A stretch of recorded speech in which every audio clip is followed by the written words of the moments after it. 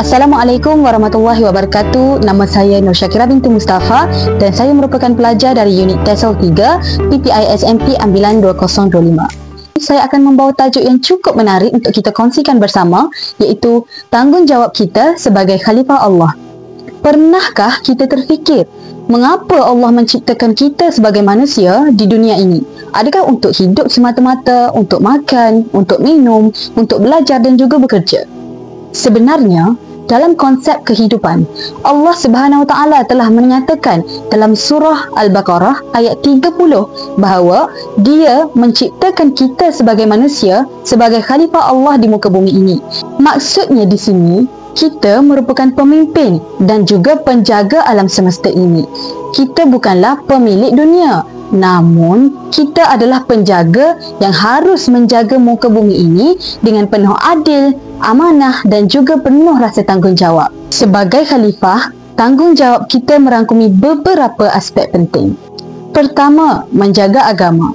Seperti yang kita tahu, sebagai umat Islam, kita perlulah melaksanakan perintah Allah Subhanahu Wa Taala seperti solat 5 waktu, berbuat baik kepada ibu bapa dan juga menghormati orang sekeliling kita.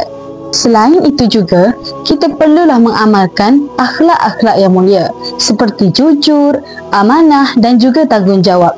Kedua, menjaga alam sekitar. Pada zaman kini, manusia semakin lupa tanggungjawab mereka. Begitu banyak kes penebangan hutan berleluasa, kes pembuangan sampah merata-rata, pembakaran terbuka dan perkara ini menunjukkan bahawa sesetengah manusia gagal menjadi khalifah Allah Subhanahu Wa Taala yang terbaik. Sedangkan Islam mengajarkan kita untuk tidak membuat kerosakan pada muka bumi ini, seperti mana yang disebut dalam surah Al-A'raf ayat 56.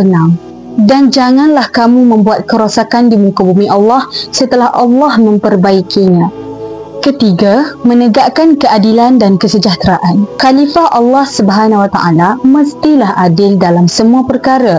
Contohnya, dalam pekerjaan, kita tidak boleh mengamalkan sifat tidak amanah dan tidak tanggungjawab. Kerana sebagai khalifah yang beriman kepada Allah Subhanahu Wa Taala, kita perlulah menjadi seorang yang bertanggungjawab. Sabda Nabi Muhammad sallallahu alaihi wasallam, setiap kamu adalah pemimpin dan setiap pemimpin akan dipersoalkan tanggungjawabnya di akhirat kelak. Sebagai kesimpulan, menjadi khalifah Allah Subhanahu Wa Taala bukanlah hanya semata-mata tanggungjawab dan amanah, namun ia merupakan satu penghormatan untuk kita sebagai manusia di muka bumi ini. Sekian dari saya. Assalamualaikum warahmatullahi wabarakatuh.